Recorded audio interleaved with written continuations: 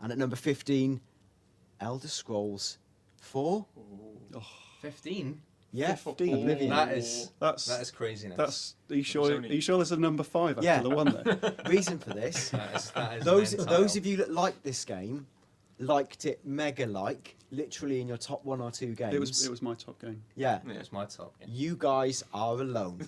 You stand alone. Yeah, no, alone in this group of people. Worldwide, there are more of us. Well, I could say That's a terrifying thought. I could say there's more of us football dudes. It's just we couldn't get enough in the room to make FIFA do the win. Yeah. So for Oblivion, then explain why it's brilliant.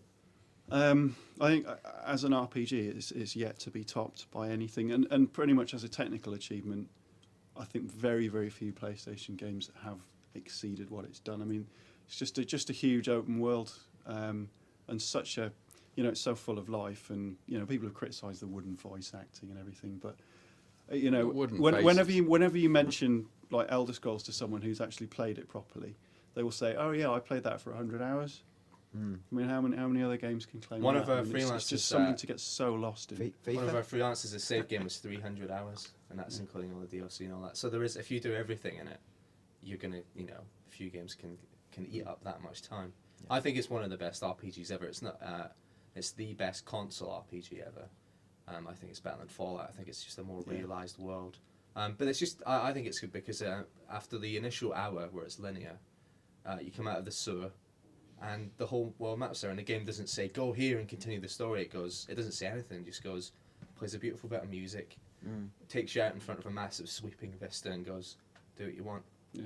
And that, I think, is what gaming should be. That's when I turned off. Distray Trest failed for me for that one, but we'll see. Maybe I'll come back for Skyrim. At number 14, Yakuza, Rich. Oh, that's good. Which one? Yeah. The one Rich likes. Yakuza 3. Yakuza 3. Yeah. 3 and 4 are largely interchangeable, aren't they, in their brilliance? Yeah. But I think we decided to settle on 3. I went for 3 because I prefer just playing as Kaz. So I thought some of the characters you played as in 4 aren't as strong as him. Who voted for Yakuza just out of interest? I think it was did. me, you, I did. Steve, and Andy. Yeah, so quite a big, surprisingly big showing for Yakuza, I think. Can you briefly eulogise it, Rich?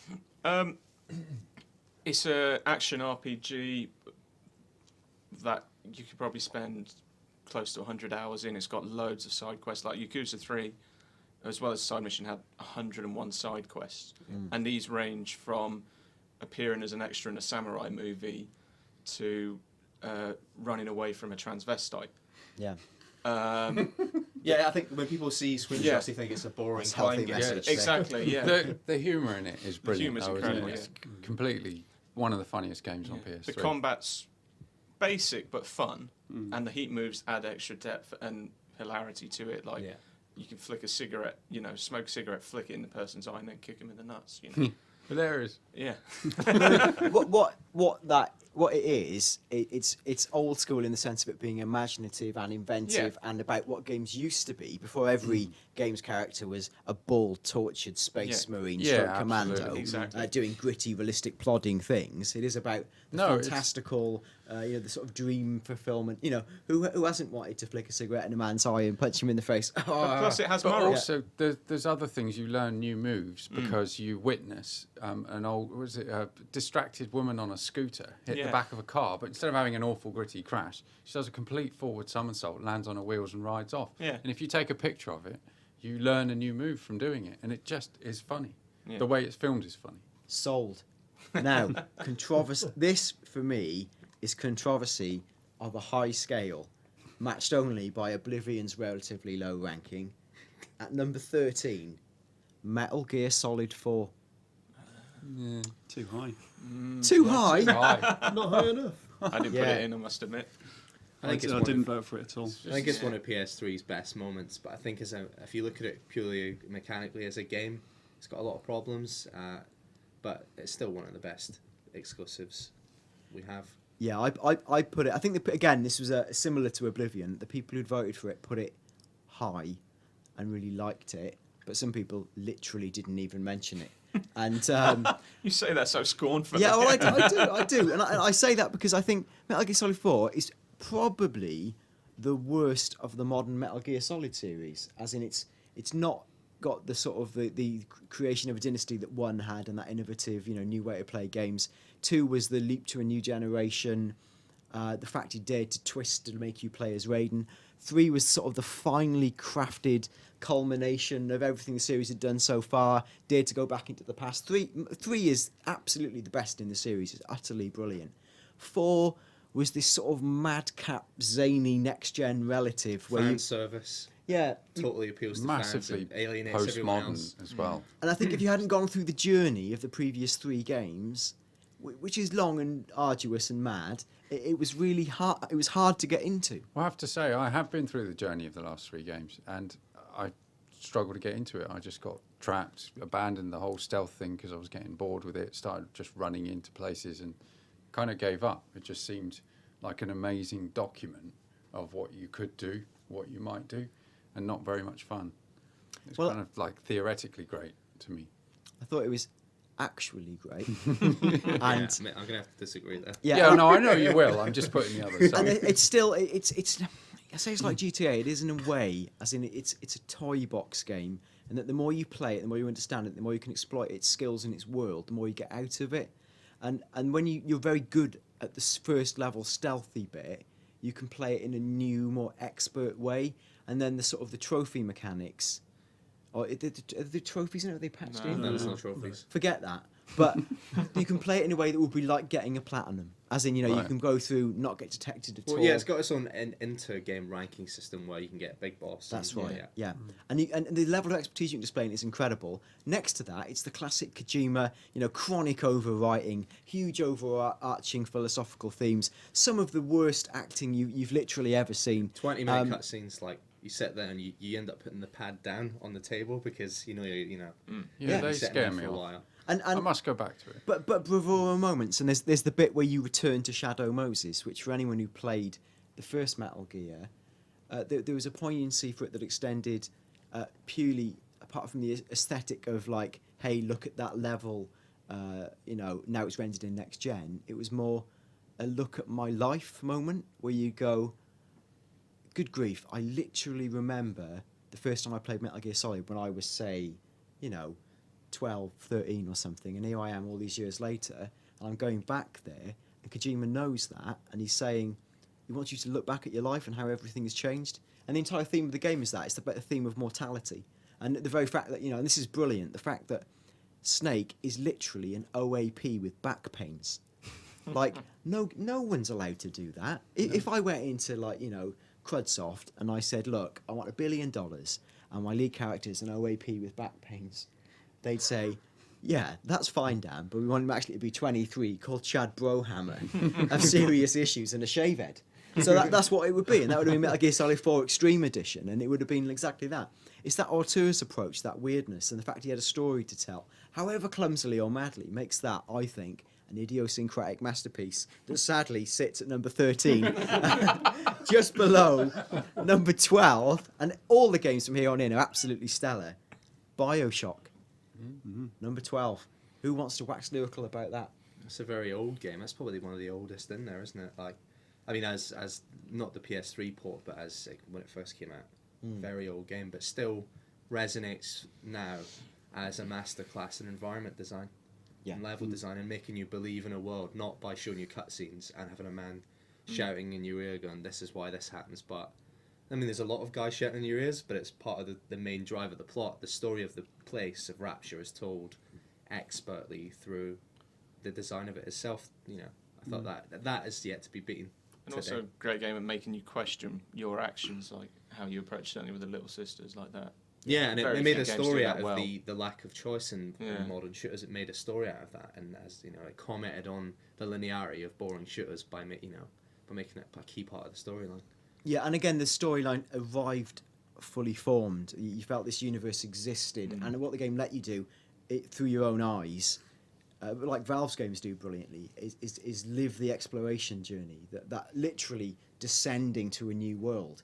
And I think, again, the opening 10 to 15 minutes of BioShock, are as good as gaming gets. That sense of wonder and awe, literally going from, the very brief FMV in the cutscene to the crash, the collapse, suddenly you're playing the game and you're mesmerised. You can't believe you can touch the pad. And you've got to physically swim in the burning waters, which look technically brilliant, to this place. And you just go, what is this place? What's going to happen? Where am I? And all these questions to ask, and it all gets slowly drip-fed and unraveled to you. And even though the premise is ridiculous, really, it's like an undersea city where the world's greatest scientists, capitalists, and the greatest minds of their day went to live under the sea. And then ate slugs to develop the ability to fire bees out of their hands. Yeah, exactly. It developed these bionic tonics. When you reduce it to that, it's quite a standard Just sci-fi eating the wrong plot, but then slugs. in this amazing setting, it just gives it a credible breadth. Yeah, and again, the guy who produced it, Ken Levine, he's got a similar auteur's approach to Hideo Kojima, who's trying to tell a very definite story. He lent on, what is actually now quite a popular hot topic, like the theories of objectivism written by Ayn Rand. And this might sound a bit like quasi-babble, but this is a broader. He highlighted a big, broad global hot topic before anyone else did, really, because Ayn Rand was followed really, religiously by Alan Greenspan, who was head of the U.S. Federal Reserve, who who sped us into the entire global financial meltdown. So thanks, Bioshock. Yeah, so thanks, Bioshock. But Bioshock, again, highlighted a character in history who was pivotal and actually did change our history in this incredible way with the actual economic crash. In this version of reality, they built an underwater city full of slugs. Yeah. I don't know what's better for us today. If Alan Greenspan suddenly starts, shooting bees from his fingers, then It's a harsh day at the Federal Reserve. yeah, I think Bioshock deservedly is in a high spot. I would have liked to see it a little bit higher because I think it's one of the most important games on PS3. Well, that's democracy for you. Yeah, I hate it. Yeah, This wouldn't have happened in Rapture. No. incredible game, great legacy. Now, controversy reigns in hard and fast now, and literally reigns in, because at number 11, it's Heavy Rain. Wow. Badass. Quite excited. There's a lot of games preceding that I think are, a galaxy better than Heavy Rain. I mean, Oblivion or Heavy Rain, come on. Well, Yeah, Well, come on. objectively, Come on. yeah, mate, but this for isn't what FIFA. Heavy We Rain vote is, here. Yeah. Yeah, For what disc Heavy trade Rain is test, doing. Oblivion doesn't make it in. Heavy Rain for me was literally my number one game Yeah. in all of PS3. Really? And I've got Yep. to say, contrary Yep. to other, probably most other people, I preferred Heavy Rain, the experience, to LA Noire, even though LA Noire is probably an awful lot better built. Having not finished LA Noire, that's the right answer, Steve. No, I haven't finished LA Noire. Yeah, That's true. I'm I haven't the same, got to the neither of us disappointing have, ending yeah. yet. Heavy Rain for me, what's brilliant about it, maybe Andy can come in and say why he thinks it's rubbish. Heavy Rain for me, the point was that at times it's quite mundane and it's sort of mediocre, and you play a very normal man waking up and brushing his teeth with a complicated set of right stick sweeps, Yeah. and then doing very banal things, and the plot slowly arches into something actually quite tortuous and real world, where he's a father and something happens to one of his kids, and then you're like, oh, that's actually quite sad and quite powerful. And again, being a dad, I found that quite sad and powerful. And I think any human being who could relate to another human being could find something to take from that. And then where it becomes really brilliant is that the entire game then is all about its narrative and the way it branches, and you're constantly being forced to make decisions, and not just decisions that you can then wipe away. So say you go, oh, I forgot to pick up the box of hemlocks on level G. I'll go back later and pick them up, Yeah, and then I get a it just- 100% completion You bonus. quit and restart and make the different decision. Or, Yeah, you live it with just your carries on. you doesn't it? live with your decisions, and I think that then created this other emotion as you play through, a genuine sense of regret, Yeah. where you play something and hours into the game you go, I shouldn't have done that 3 hours ago. I absolutely made a right cobblers of that. I've made the wrong decision, and I'm literally Yeah. now on a path that, and this is the other brilliant thing about it, you don't know what path you're on. No. You still think the game might go well, it might not go well, and the tension in that storytelling act is fantastic. There was a big decision near the end as well that I spent 5 or 10 minutes just sitting there looking at the screen thinking, should I do this? Should I do that? I won't give it away, but it's like an important one. I think, but if I don't, does that mean I'm being selfish? Or if I do, is that right? But then that won't work out. And I literally just couldn't decide. Can I bring some balance to this? Well, No, let me some negative eulogise a balance. bit No. longer. And there's also a fantastical moment where it breaks the classic fourth wall gaming tropes, where it says, in a game normally you finish a level and you're expected to do certain things like hit certain box, punch certain man in the eye, do gamey things in this game. There's a bit where you're being interrogated about where your kid's gone missing by a policeman, and he suddenly says, "What colour was your son's jacket?" Oh yeah. And then I you didn't suddenly remember. go, I felt bad. "Good God, I don't know," and it hits you that you go, games don't program me to notice any I detail remembered. which isn't a glowing switch. Well, you're a mentalist, which just says See, that's subjective. which just says that normally we're so tuned to look for the golden button, the switch, the only bits of Yeah. scenery that are interactive. This asks you to look for the They're nuance that you glowing, might do in real flashing. life. That's me. Come on, Auntie, smash it all up. Well, just there will be an error of hypocrisy with the words I'm about to say because I gave it a high score. I still like the game and all these things we've talked about now. I love it, all of that. Yeah. But the problem for me is David Cage doesn't know how human beings speak or interact with each other or how society even barely functions. Because the way that it's written, like the insane adolescent, like a man who was locked in a basement watching American films for his whole life. There's the dialogue, the human interaction beyond the grand sweeping stuff, like the minutiae of how the characters meet and how they talk to each other is complete nonsense. And that's what really lets it down for me. Case in point, Ethan and Madison having sex with each other despite them knowing each other for 5 minutes, him being covered in bruises and mumbling about killing people, and his son drowning in a warehouse. But he had to get a sex scene in there, so they have sex in a motel for no reason, and then she gets embroiled in his story, and it's all that kind of thing is so clumsy. And for a man who who says that he's telling adult stories, he's telling grand stories that are adult, and he's doing smart things with gameplay, but he doesn't know how to write anything even vaguely convincing. Well, the funny thing is, I can see that on a pure dissection critical level, but I was utterly compelled and like to think I've read more than one book and I'm aware of things and of some comprehension of like family and emotive life, and it absolutely swept me up and it just felt completely compelling.